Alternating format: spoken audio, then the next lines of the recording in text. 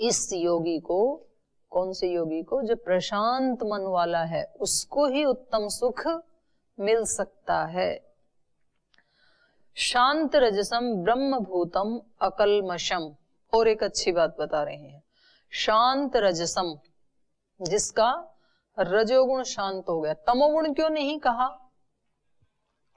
तमोगुण जब तक बढ़ा हुआ है तब तक तो शांति या सुख की कल्पना ही नहीं हो सकती है, होगा ही नहीं। क्योंकि तमोगुणी क्या करेगा?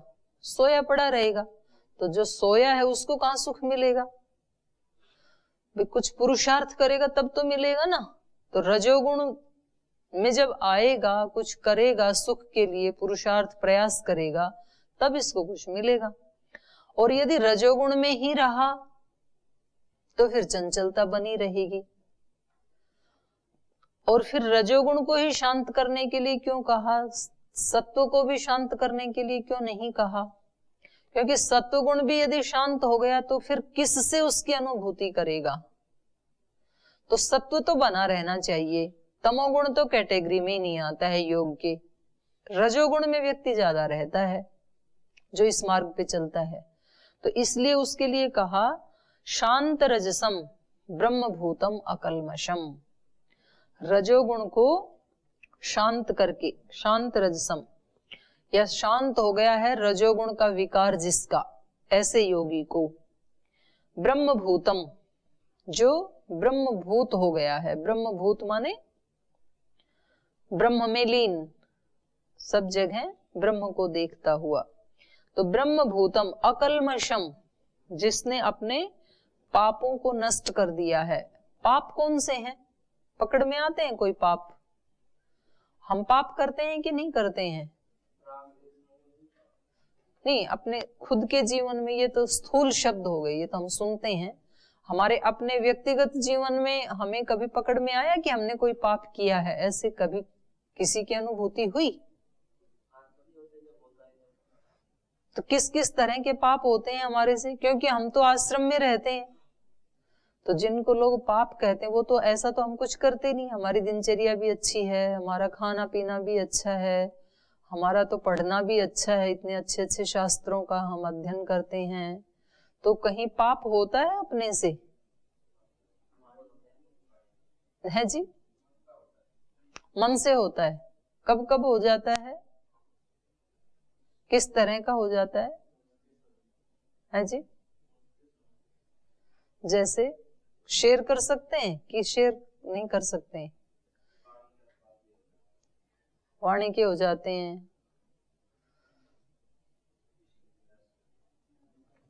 कोई बात जानना हो तो उसको खाना ज्यादा नहीं खाना चाहिए, जितना भूखे उतना थोड़ा ज्यादा भी हो जाता है, ये तो पापी है। हाँ हाँ, वही पूछ रही हूँ कि और तो वैसे बड़े बड़े पाप जो है वो तो यहाँ होंगे ही नहीं।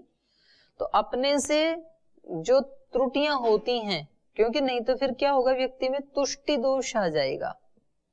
तुष्टि दोष सांख्य दर्शन में आप पढ़ेंगे, पढ़ लिया ना, 9 तुष्टियां। तो उसमें एक तुष्टि ये भी है ना कि भाई मैं तो ठीक ही हूं, मैंने ऐसे कपड़े पहन लिए, सफेद कपड़े या लाल कपड़े, तो मैं तो ठीक ही हूं। तो इतना तो ठीक है, जहां आप खड़े यहां तक तो ठीक ही किया है, उतना तो ठीक है। लेकिन उससे आगे भी चलना है, यहाँ रुकना नहीं है। अगर यहाँ रुक गए तो फिर ये तुष्टि दोष आ जाएगा, फिर आगे यात्रा नहीं होगी। यहां तक आप पहुंचे, यहां तक यात्रा को लेके आए, ये तो अच्छा है, तो आप स्थूल वाले से बच गई। लेकिन अब उसके आगे जो बहुत सूक्ष्म है, जैसे हम इसके पाठ के शुरू में कह रहे थे ना कि पहले कपड़े का स्थूल मल निकाला जाता है, तो स्थूल तो निकल गया, पानी में गया, लेकिन अब जो बचा है सूक्ष्म मल, उसको फिर साबुन लगा के रगड़ा जाता है कपड़े को, तब उसका सूक्ष्म भी निकल जाता है। तो फिर अब साधक के लिए ना छोटी छोटी बात के ऊपर उसको जागरूक होने की आवश्यकता होती है। और यहाँ तक कि वो क्या विचार कर रहा है, क्या संकल्प कर रहा है, क्या भाव उठ रहे हैं, ये सूक्ष्म दोष हो जाते हैं फिर मन के स्तर पे। तो जिसको वास्तव में उत्तम सुख की प्राप्ति करनी है, उत्तम सुख की प्राप्ति हर आत्मा कर सकता है, इससे कोई किसी सन्यासी, ब्रह्मचारी, वानप्रस्थी का इसके ऊपर कोई एकाधिकार है, ऐसा नहीं है। ये केवल उनकी ही बपोती है, ऐसा नहीं है। कोई भी व्यक्ति संसार का अपने सांसारिक दायित्व निभाते हुए भी उसको प्राप्त कर सकता है। तो जिसको इस प्रकार की इच्छा है उसको फिर अपने सूक्ष्म दोष जो मन के स्तर पे हमारे से या विचार या भावना के स्तर पे हो जाते हैं उसको भी उसको हटाना होता है। तो इसलिए इन्होंने कहा ब्रह्म भूतम अकल्मषम। रजोगुण को एक तो जिसने शांत कर दिया है और एक जो ब्रह्मभूत हो गया है। तो इसका एक उपाय ये भी है, बहुत सशक्त उपाय है ये, कि हमेशा ये व्यक्ति अपने आप को भगवान की शरणागति में रखे। शरणागति में रखेगा तो एक तो वो हमारी रक्षा करने के लिए हमारी सहायता करेगा, वो बचा लेगा हमें, और दूसरा हम करेंगे ही नहीं। जब उसको हम अपने हमेशा अपने साथ अनुभव करेंगे तो ये इसी को ही दर्शन की भाषा में कहा है ईश्वर प्रणिधान। जो ईश्वर प्रणिधान की स्थिति में साधक रहेगा तो पहली बात तो वो वैसे ही बच जाएगा, और फिर भी कुछ दोष हो गए मान लो अनजाने में, तो ईश्वर उसके साथ है, तो ईश्वर उसको वहां से हटाएगा उसी समय कि उधर पैर मत रख। तो ये बहुत सशक्त साधन है उत्तम सुख को प्राप्त करने का और कल्मश को हटाने का और ब्रह्मभूत होने का। ब्रह्मभूतम अकल्मषम, दो विशेषण दिए यहाँ पे, बहुत अच्छे विशेषण दिए। तो जो साधक ब्रह्मभूत हो गया, जिसने अपने कल्मशों को हटा लिया, और जो शांत रजसम, जिसने रजोगुण को शांत कर लिया, ऐसा योगी उत्तमम सुखम उपैति, उत्तम सुख को प्राप्त करता है। युञ्जन एव सदात्मानं योगी विगत कल्मषः सुखेन ब्रह्म संस्पर्शम अत्यंतम सुखम अश्नुते। युञ्जन एवं सदा आत्मानम, तो इस प्रकार सदा आत्मानम, अपने आप को, युञ्जन एव, लगाता हुआ, किस में लगाता हुआ? ब्रह्म में लगाता हुआ, ब्रह्मभूत है ना ये। तो सदा इस प्रकार से अपने आप को ब्रह्म में लगाता हुआ ये योगी विगत कल्मष, दूर हो गए हैं कल्मश जिसके, ऐसा होकर के सुखेन, सुख से, ब्रह्म संस्पर्शम अत्यंतम सुखम अश्नुते।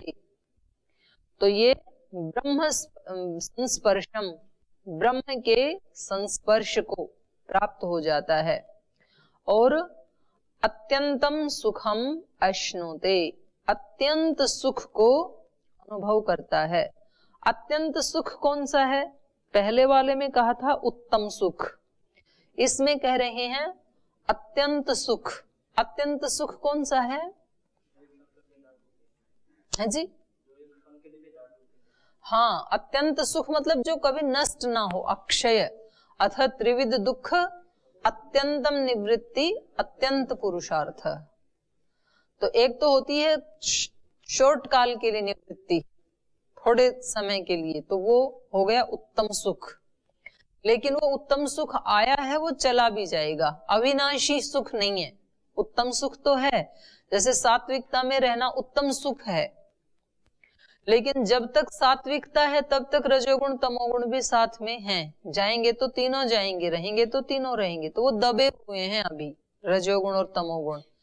तो जैसे ही आपने पलक झपकते ढील दी तो कभी भी रजोगुण तमोगुण आ सकता है, संभावना है।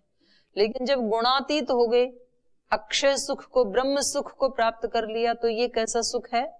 अत्यंत सुख। तो ब्रह्म संस्पर्शम अत्यंतम सुखम अश्नुते, ये अत्यंत सुख कैसे प्राप्त होगा? ये तो ब्रह्म के संस्पर्श से ही प्राप्त होगा, क्योंकि अत्यंत सुख तो ईश्वर का ही गुण है, प्रकृति का नहीं है। ब्रह्म संस्पर्शम अत्यंतम सुखम अश्नुते, तब ये योगी विगत कल्मश होकर के, विगत कल्मश मतलब पहले तो कल्मश को हटा रहा था, ये अकल्मश हुआ, अभी क्या हो गया?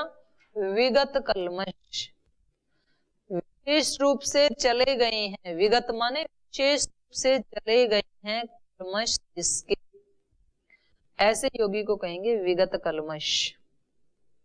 सर्वभूत स्थानम आत्मानं सर्वभूतानि च आत्मनि ईक्षते योग युक्तात्मा सर्वत्र समदर्शिनः।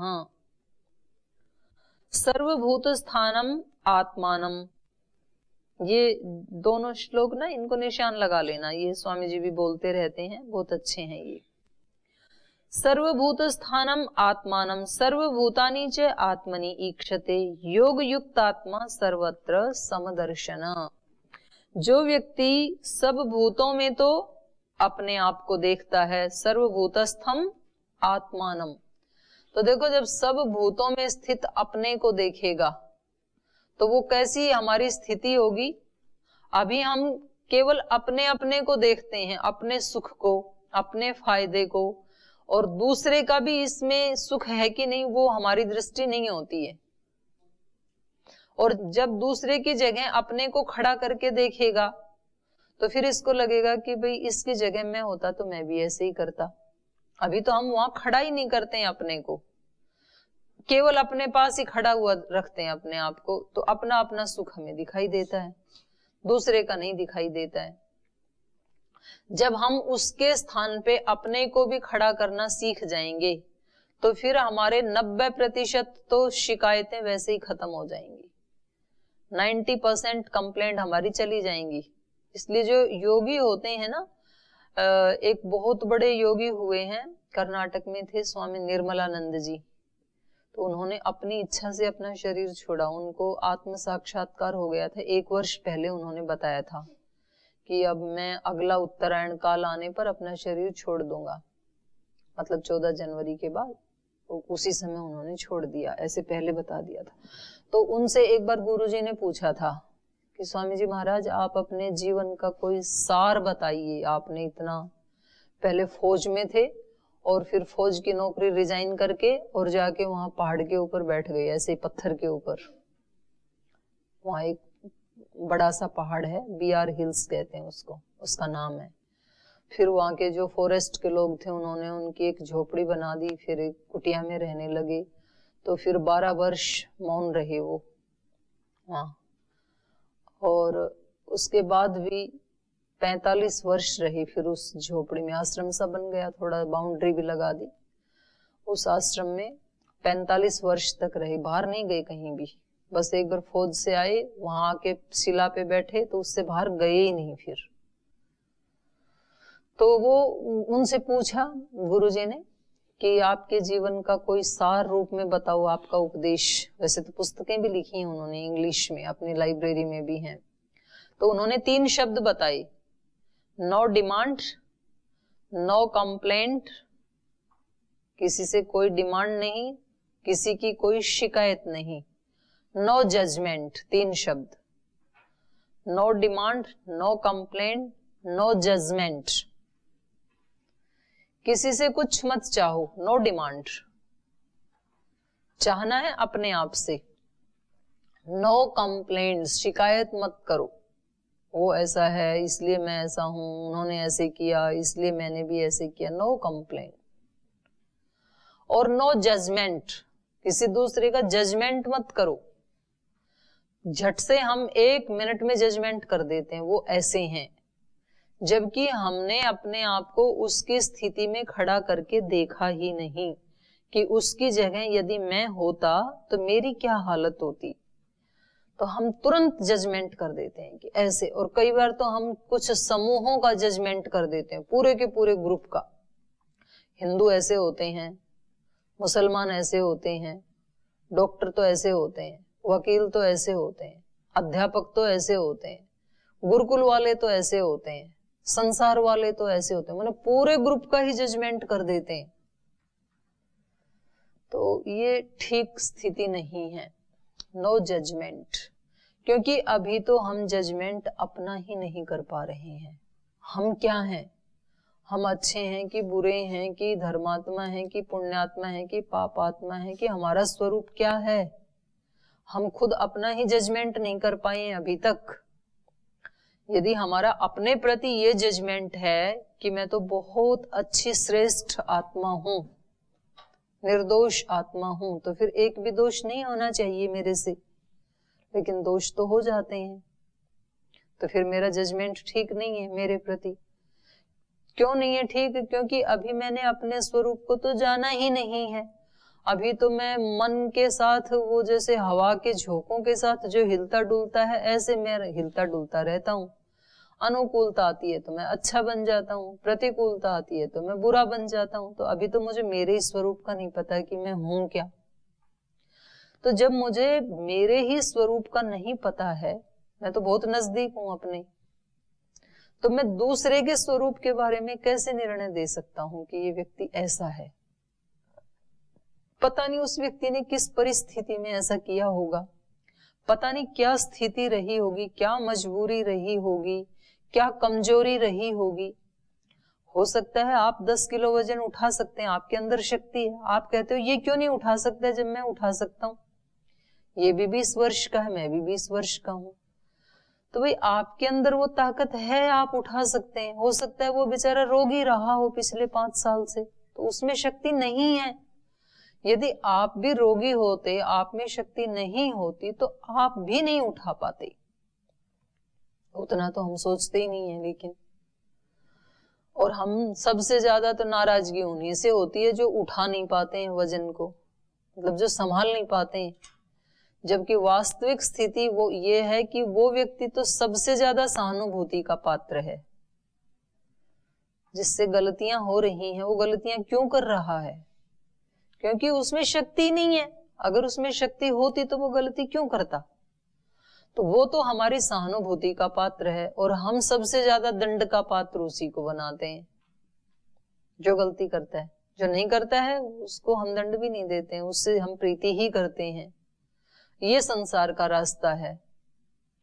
तो ये अगर ये व्यक्ति अपने आप को ही दूसरे में देखना शुरू कर दे, ये साधक, तो हमारी 90% शिकायतें समाप्त हो सकती हैं। हमें समझ में आने लगेगा, क्योंकि व्यक्ति अपने प्रति बहुत करुणालु होता है और दूसरे के प्रति बहुत कठोर होता है।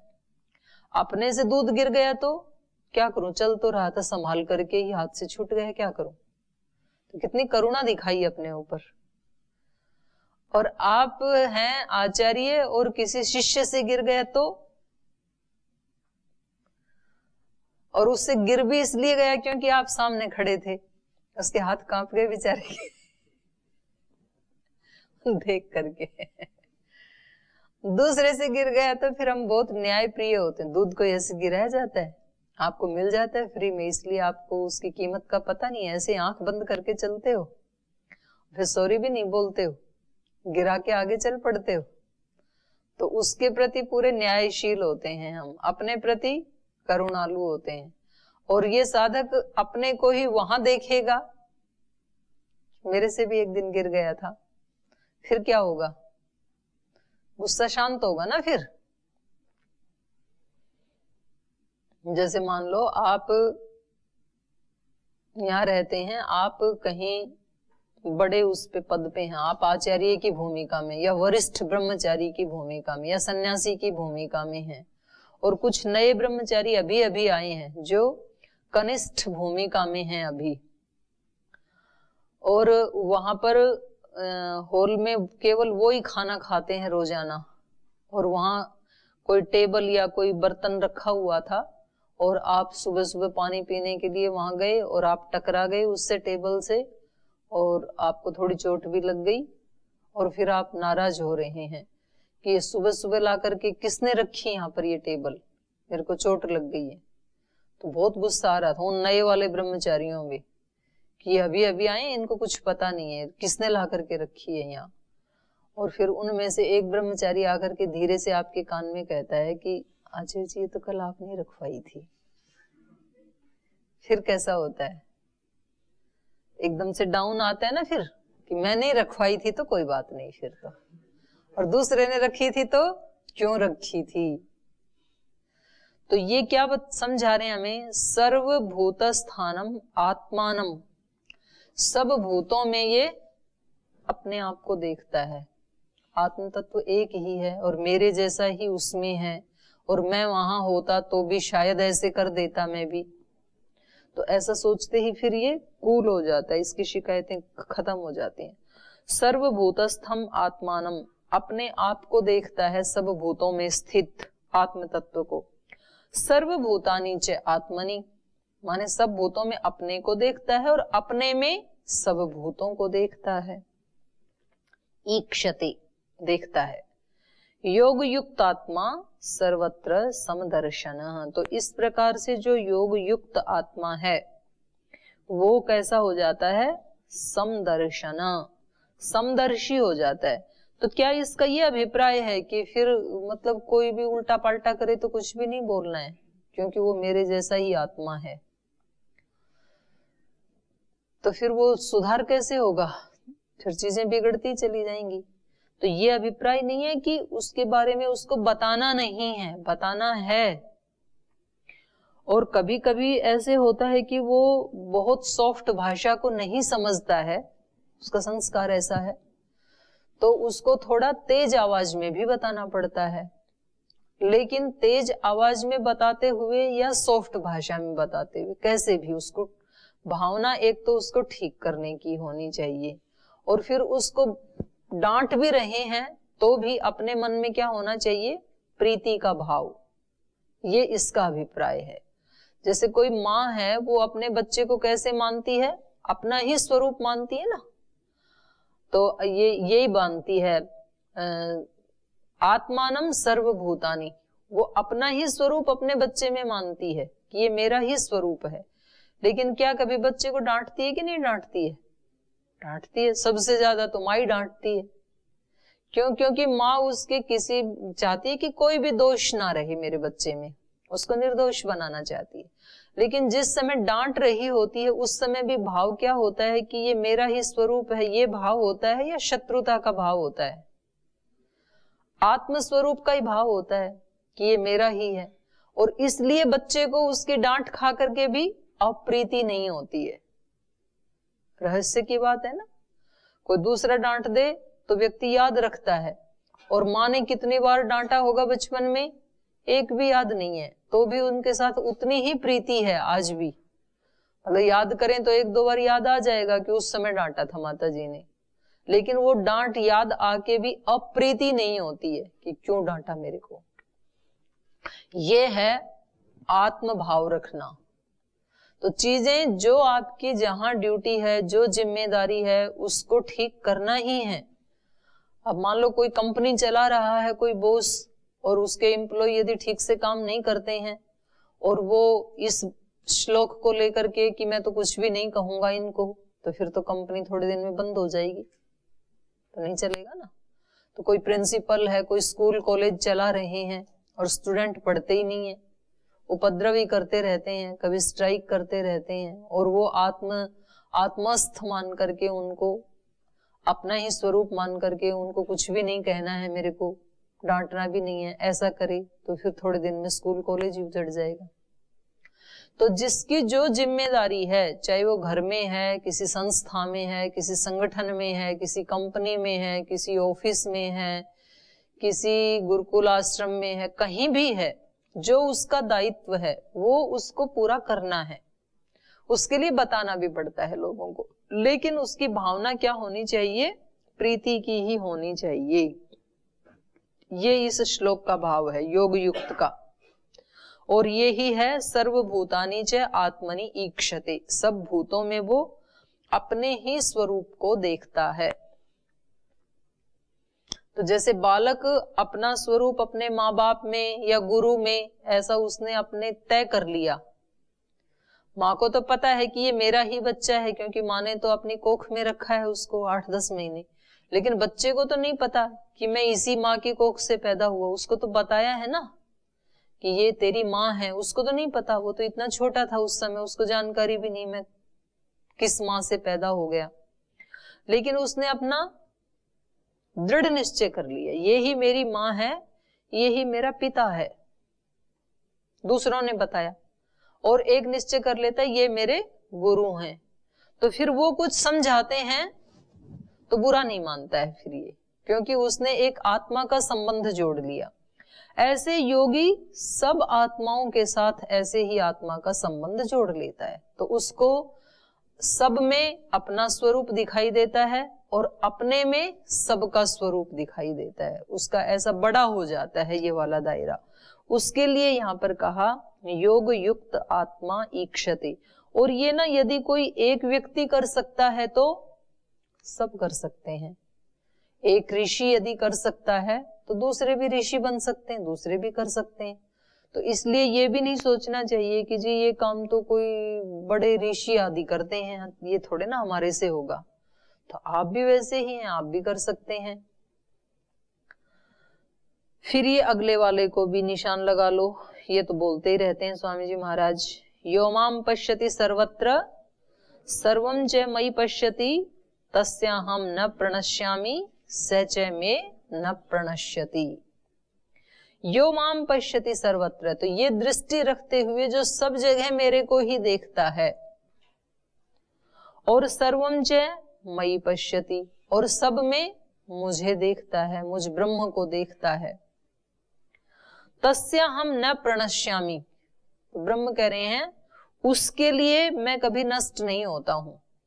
क्योंकि यदि कोई व्यक्ति केवल मंदिर में देखेगा तो फिर मंदिर से बाहर आते ही ब्रह्म नष्ट, केवल अपने परिवार में देखेगा तो परिवार से बाहर जाते ही ब्रह्म नष्ट। एक जगह देखेगा ना, लेकिन जो सब जगह ब्रह्म को ही देखेगा तो फिर कोई ऐसी जगह है नहीं जहां ब्रह्म ना हो। तो ये जहां भी देखेगा सब जगह ब्रह्म को ही देखेगा, तो ब्रह्म नष्ट कैसे हो, छिपे कहां ब्रह्म, तो कहीं भी नहीं छिपेगा। इसलिए कहा तस्या हम न प्रणश्यामि, उसके लिए मैं नष्ट नहीं होता हूं, मैं छिप नहीं सकता हूं। सचे सर्वम च मयि पश्यति, सॉरी तस्या हम न प्रणश्यामि सचे में न प्रणश्यति, और वो मेरे लिए नष्ट नहीं होता है। क्यों नहीं होता है? क्योंकि ब्रह्म सर्वत्र है, तो वो जहां भी रहेगा वहां ब्रह्म भी तो है ना।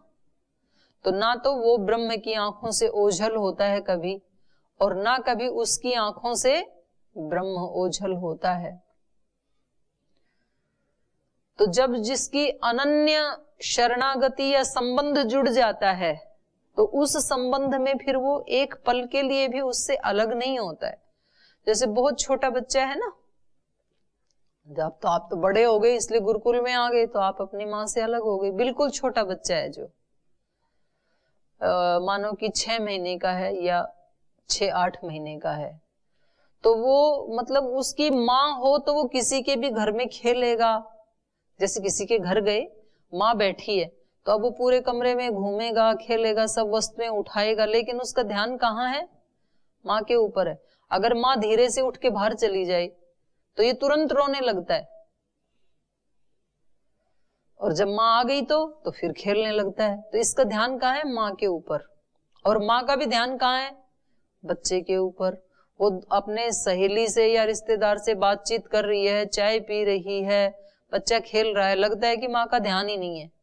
लेकिन थोड़ा सा भी बच्चे को यदि ची भी बोले ना वो, तो वो तुरंत उस चीज को छोड़ के वहां पहुंच जाती है। मतलब इतनी ज्यादा अटेंशन होती है उसकी बच्चे के साथ। तो जहां संबंध होता है भक्त भगवान का, तो वो सब काम करते हुए उसके दिमाग में वही रहता है, उसको ही देखता है वो, और ईश्वर का भी उसके ऊपर पूरा ध्यान रहता है। तो कभी लगता है कि भगवान तो पता नहीं हमारा ध्यान रखते हैं कि नहीं, हम ही हम रख रहे हैं, हमारे से कई गुना ज्यादा रखते हैं। हमारे लिए कब क्या ठीक है वही परिस्थिति हमारे लिए भेजते हैं भगवान, पर हम कई बार उसको समझ नहीं पाते हैं, एक अलग बात है। तो तस्या हम न प्रणश्यामि सचे में न प्रणश्यति। तो बहुत ही सुंदर ये प्रसंग चल रहा है, तो कल इसको पूरा करेंगे। आज ही विराम देते हैं पाठ को।